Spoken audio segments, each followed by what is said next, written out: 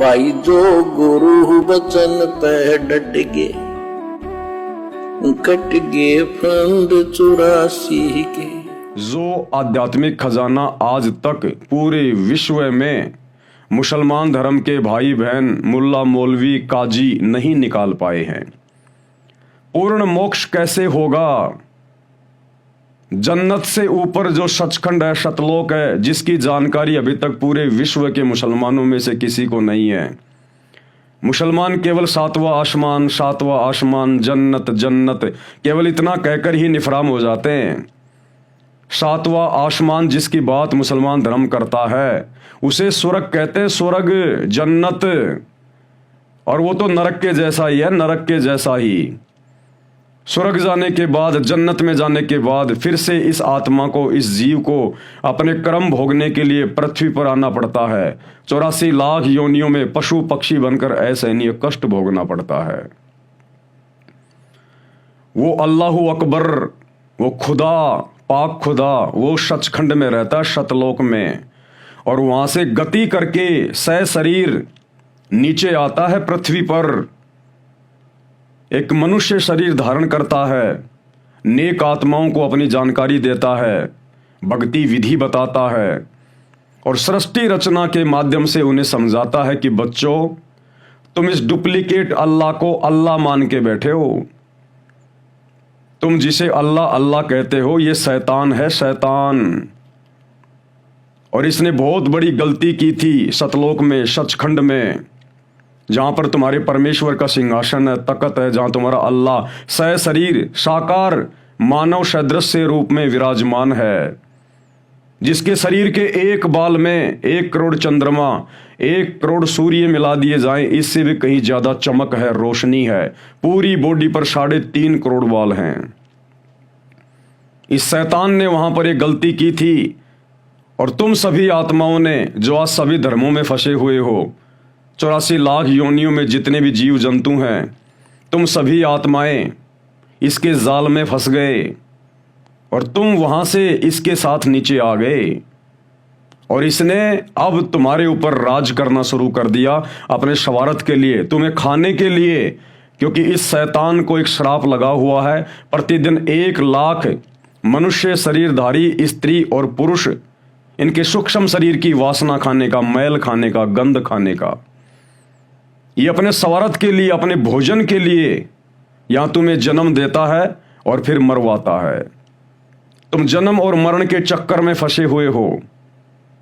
इस जन्म और मरण के चक्कर से तुम्हें तुम्हारा असल पिता परवरदिगार अल्लाहु कबीर, जो निहायत रहम दिल है, बड़ा मेहरबान है, पाक खुदा है, वो तुम्हें इस जन्म मरण के चक्कर से, शैतान से छुड़वाने के लिए इस काल लोक में आता है। शैतान को काल भी कहते हैं, ब्रह्म भी कहते हैं, क्षर पुरुष भी कहते हैं।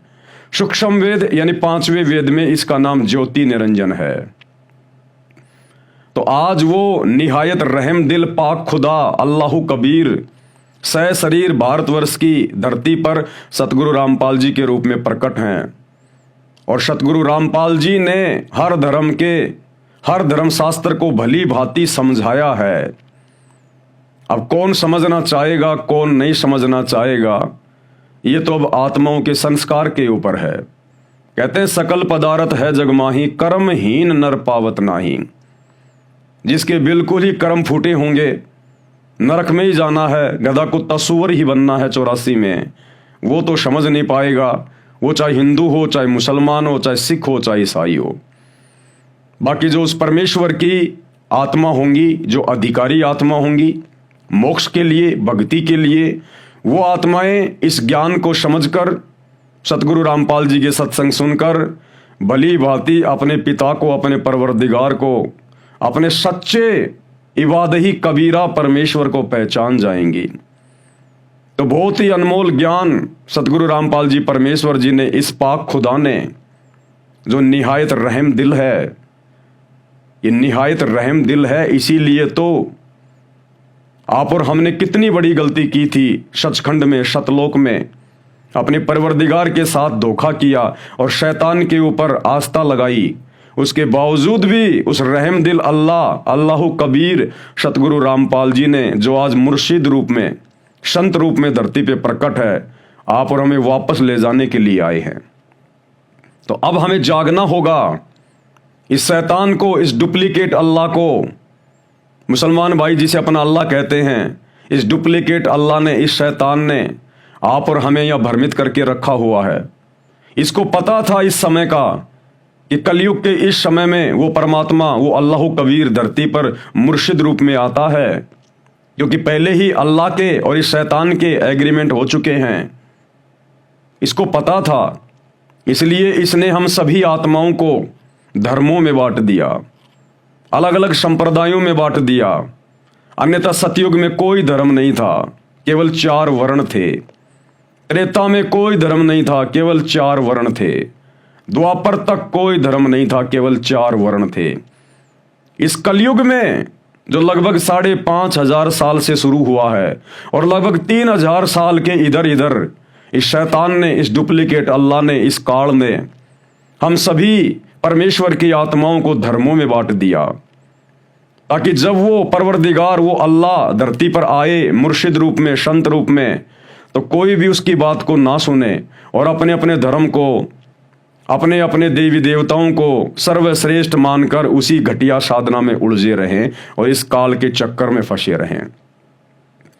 लेकिन वो परमेश्वर, वो अल्लाह कबीर जिस मकसद से पृथ्वी पर आते हैं, अपने मकसद को वो जरूर पूरा करते हैं। तो आने वाले समय में युग परिवर्तन 2028 के आसपास ये पूरी दुनिया इस अल्लाह कबीर सतगुरु रामपाल जी को जानेगी, पहचानेगी।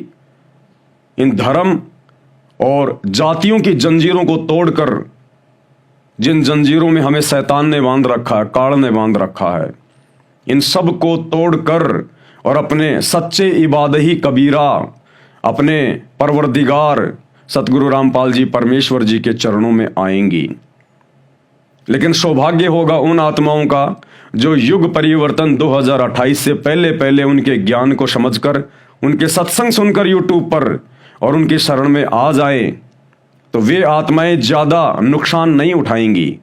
अन्यथा युग परिवर्तन का दौर है और जब जब 2 युगों की टक्कर होती है, भयंकर महाविनाश होता है। अनेकों भविष्य वक्ताओं ने अपनी भविष्यवाणियां इस समय के लिए कर रखी हैं। भविष्य मालिका को भी आप जी बहुत अच्छी प्रकार से देख रहे हैं यूट्यूब पर। अगर समय रहते सतगुरु की शरण में आ गए, सत्संग सुनने शुरू कर दिए, तो आप और आपका परिवार सुरक्षित हाथों में है, अन्यथा दुर्गति के लिए तैयार रहिए। तो एक कोशिश है हमारी मुसलमान समाज को समझाने की। वैसे तो सतगुरु रामपाल जी परमेश्वर जी ने अपने कर कमल से इस पुस्तक को लिख दिया है, लेकिन उसके बावजूद हमारा यह कर्तव्य बनता है कि हम ये संदेशा मुसलमान समाज तक पहुंचाएं और उनको हम दावत दें कि ऐ पूरी दुनिया के मुसलमानों, तुम्हारा सच्चा इबादही कबीरा ओरिजिनल खुदा धरती पर मुर्शिद संत रूप में सतगुरु रामपाल जी के रूप में प्रकट हैं।